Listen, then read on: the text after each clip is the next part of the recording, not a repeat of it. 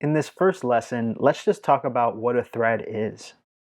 Before we talk about threads, there are a couple terms that we should probably understand. The CPU, or the central processing unit, is a piece of hardware that does the execution of your code.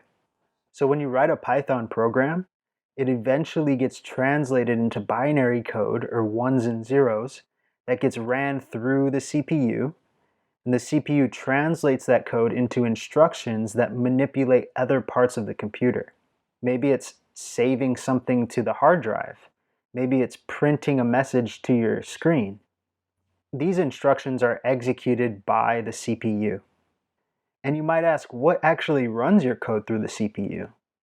Well, that is one of the functions of an operating system, or an OS.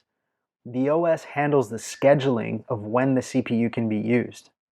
The CPU is in very high demand. Every program needs to use it to perform its function. So the operating system handles when and what programs can use the CPU. A process is a program that is currently using the CPU. A thread is simply part of a process. It's part of a program that is using the CPU.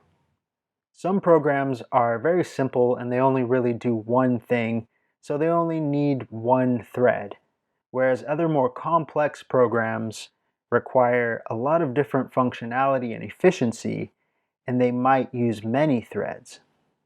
So here we have a squiggly little line that represents a thread, and a gray rectangular shape that represents some barrier or blockage that is stopping our program from completing.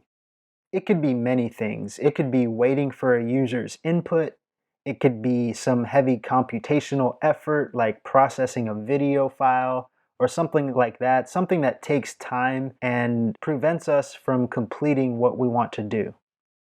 So in a single-threaded application, if we have a barrier like this, our code is going to execute and it's going to hit that barrier and just have to wait until something finishes so it can move on and end the program.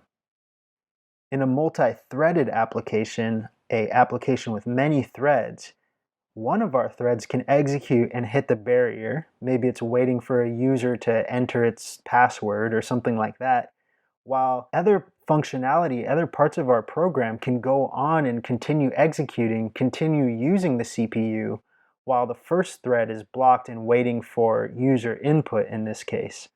And another thread can go on and do its thing. So you can probably see how introducing multiple threads into your program can make them more efficient and have a shorter overall execution time.